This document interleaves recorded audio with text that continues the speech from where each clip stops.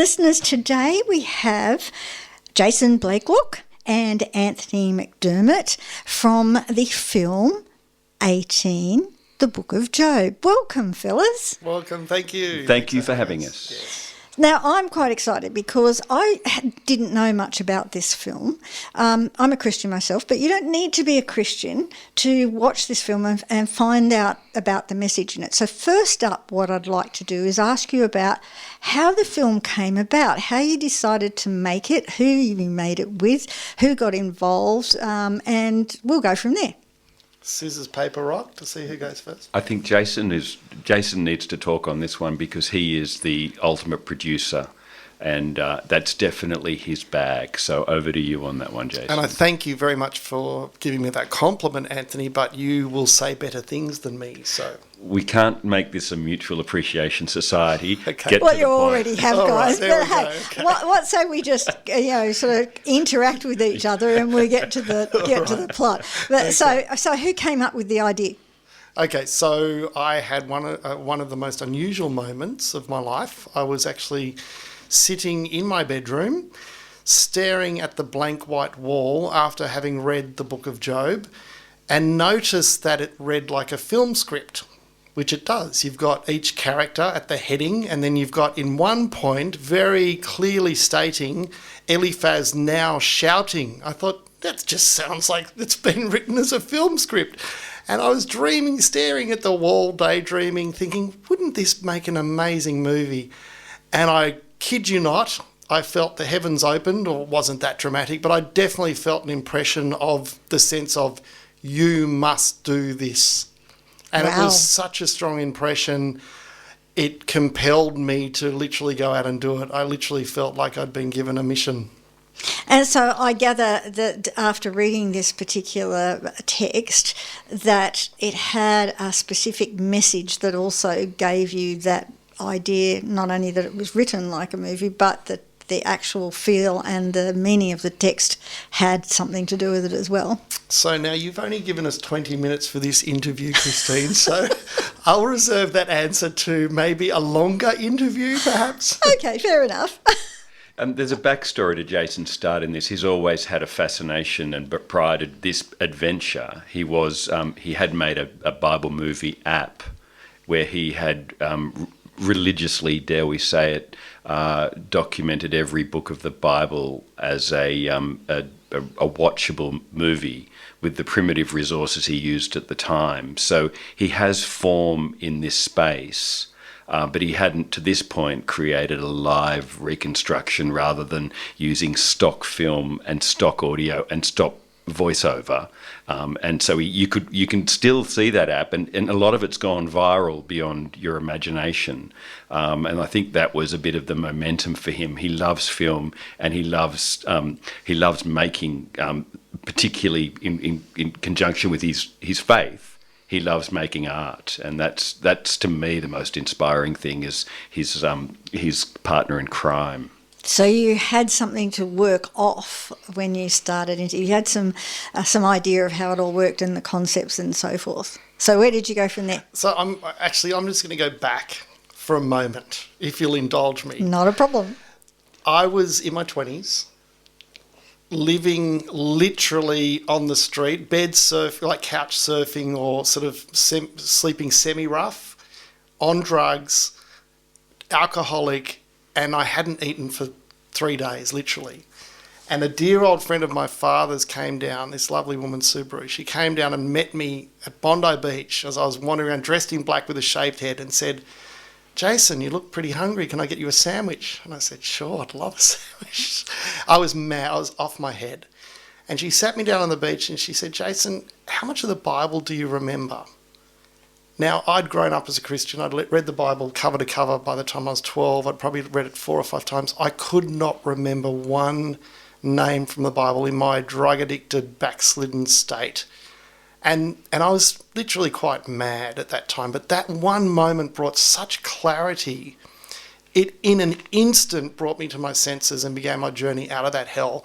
But it also made me aware of how important the Bible is and what a life raft it is when you're in darkness. That's the foundation for this film. Wow, that's amazing. And then leap forward to a point in his life where he's got a formulated idea, and he decides that he wants to buy an electric piano. He has no idea what electric piano to buy, but he looks on whatever the platform is. Probably can't even talk about the name of that platform on this show, but anyway. And I get this message from a local guy wanting to buy a piano that I had. And he Jason turned up. I didn't know him from a bar of soap about 4 or 5 years ago. I'd just lost both of my parents.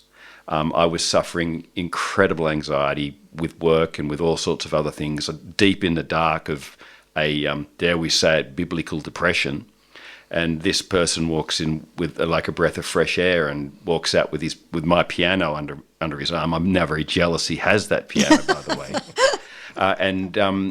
And then he contacted me completely out of the blue. Completely. This is struck. This is like it being struck by lightning, and invited me to participate in scoring his movie.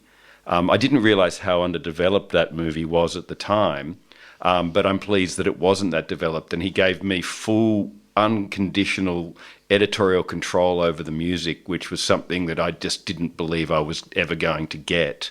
And he took me from a state of lost in the wilderness, confused, anxious, to sitting at a piano with a Bible next to me.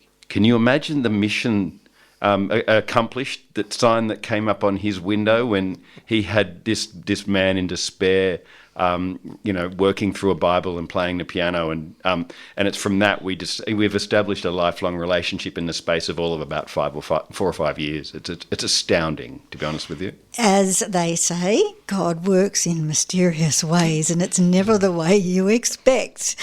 So, as I said, I don't know much about this movie, so you've got quite a lot of music in it, and the scores are... There are a multitude of things. The music is designed to keep the pulse of the plot moving forward. Jason might give you a backstory on the way it was originally filmed by a brilliant theatre director. So the performances are really solid, and the whole movie stands on the acting performances. They are incredible. They're profound.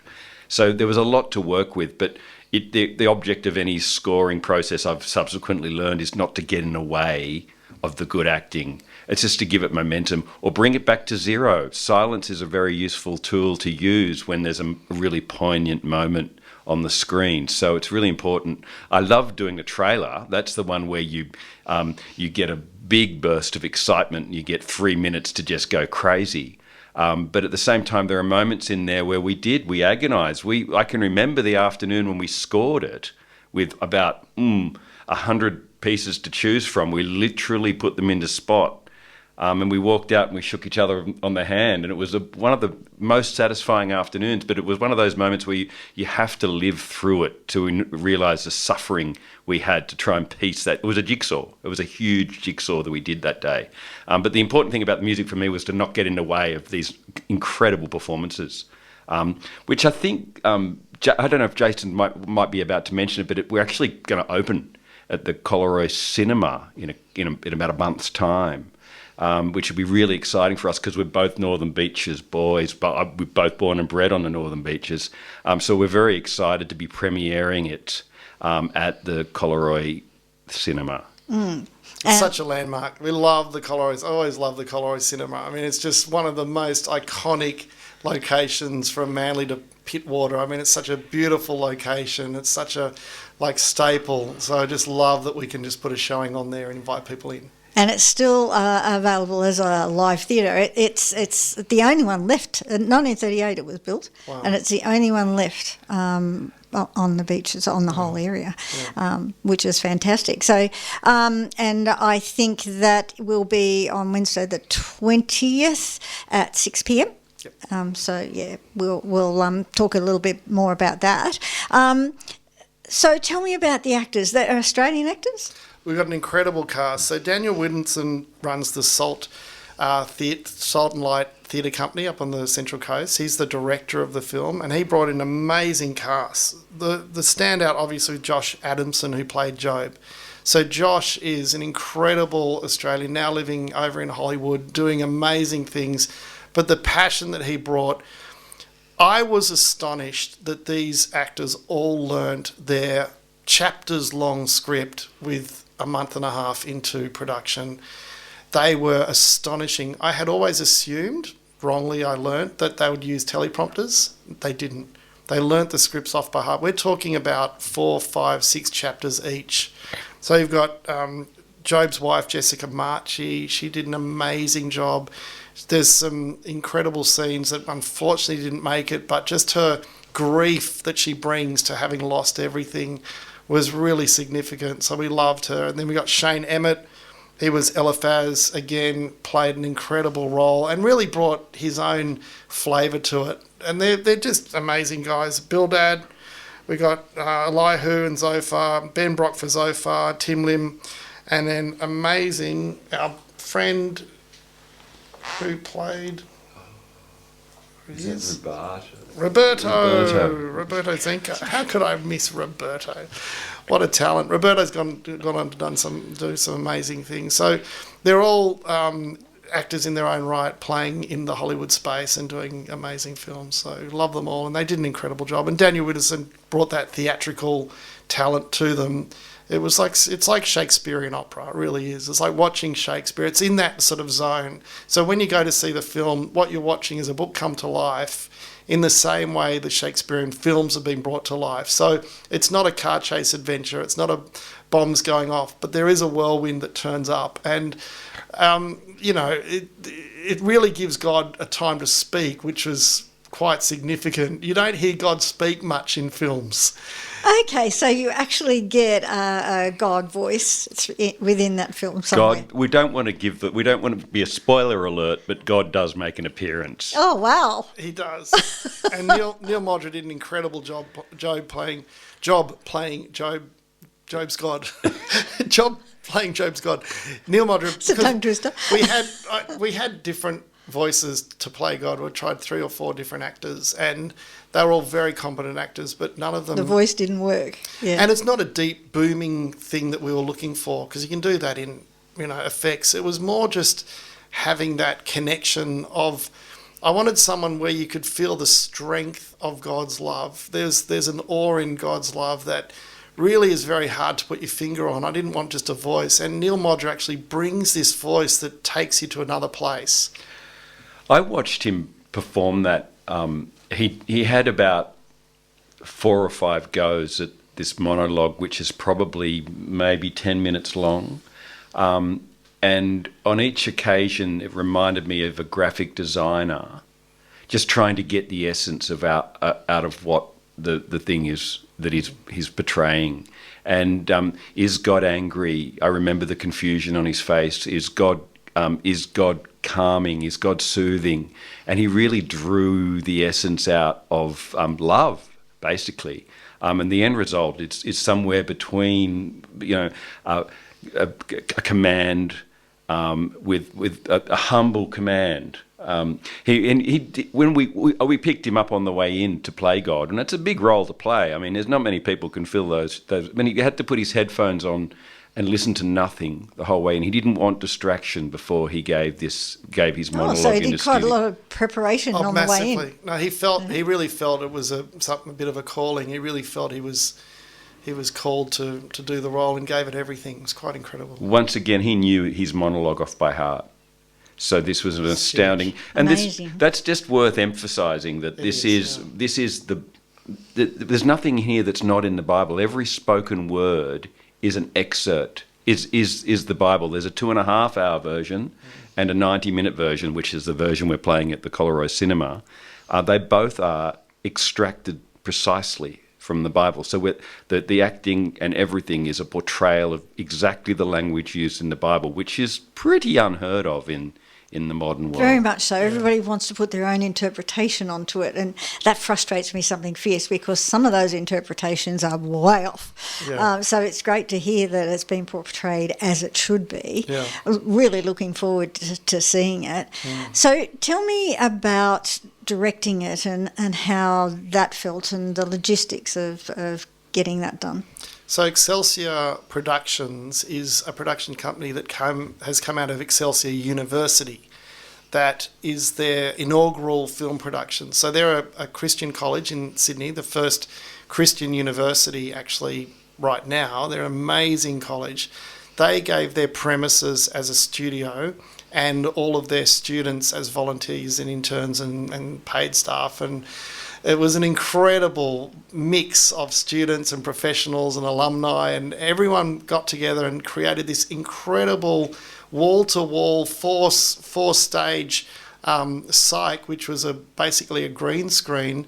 And then I think it was about 4 tons of sand were brought into this big hall, and then a big, bushy area was created, and the whole set was created as a green screen, and the film was shot in that location. So it was shot with wall-to-wall green screens, and quite an incredible undertaking. And that was I think it was a 7-day shoot, and we got it all done. Well, that was great of them to make themselves available and their premises and get all that done just for your film. Well, they funded the film, so well, they had a vested interest they in had to making be sure good. Then it was easy to keep an eye on it.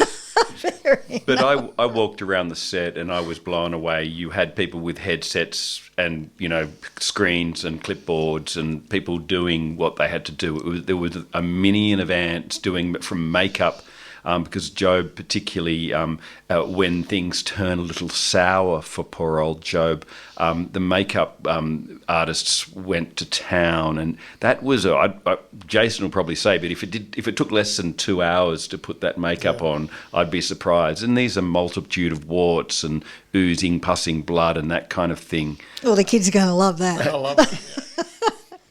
But there was such a well-oiled machine, and of course, Jason, I've never seen him in a suit since. He walked around like a lawyer. Okay, so it was kind of funny because on day one, I thought you could, look, let's be honest, I've never done this before. I'm a complete rookie, so I thought I could just rock up and say good day and then leave. And I had a very good mentor say, mate, you're about to work harder than you've ever worked in your life on day one. By day two, I knew exactly what he was talking about. I think it turned into 60, 70-hour weeks, and it was crazy. And what an experience. But, I'm very thankful for the journey. So would it be fair to say that experience, that particular university, those students would never have experienced had you not done that there? Absolutely. This was such a gift to all of the students, all of the alumni that were able to take part, even the actors, to go into a feature film. We just don't make that many of them here in Sydney at this level. Yes, there are the big ticket productions, but at that student level, there's not a lot of feature films that actually get made, and especially in the Christian space, there you can count them on one hand. How many have been made in the last 10 years is very, very rare. So it was a real treat. Very valuable experience. Absolutely, for them. Yeah. That's wonderful. Okay, so we're heading into the 20th of May, 2026 at 6 p.m. at Collaroy, and you are going to be there. So who else is going to be there that the listeners and the people that are attending can come and meet and ask you about the film afterwards? Yeah, well, Steven Spielberg hasn't responded yet. Damn. So sorry about that. But look, we're looking like the cast and crew, as many of the cast and crew that have put their hand up to come along. So we'll get to see some of the cinematographers, the cameramen, the director, Danny Widdowson will be there, and some of the actors will make a showing if they're not in Hollywood doing bigger and brighter things. So a lot of the cast and crew. And I know that God doesn't pay for his own ticket, but there's a pretty good chance that God will be in the house at the same time. Oh, well, there you go. And there's a double meaning on that one.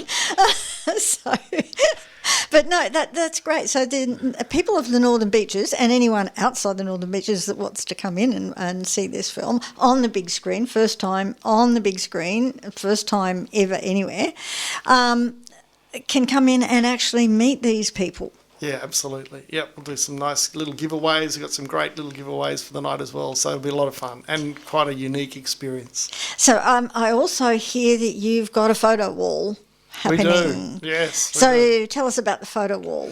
So we've actually managed to put together a lovely gift for everyone that turns up, which is It's actually a QR code book of the movie. So you've got your old traditional Bible. This will be unlike anything you've ever experienced. It's actually the Book of Job, and each page actually has a QR code where you can actually watch each chapter as a word-for-word movie, which is awesome. Really fun. So everyone that comes is going to get one, and it's a first release of that book as well, which is quite an incredible little piece. Because Jason's been working hard at making this have a wide appeal for the local cinema, and also for the multitude of Christian colleges across the US and in Australia that might be interested in studying the book. It's a very convenient way of getting the words acted to you. So it comes with a secondary purpose, which is as a study mechanism. And I should mention too that the Book of Job is a very confronting book. It's good. People should be aware that it's got a lot to get through. Life really does suck sometimes, and Job really suffered as a consequence of that. And it's that which is so uplifting about the book. And it's hard to believe it was written, Jason, when would it have been written?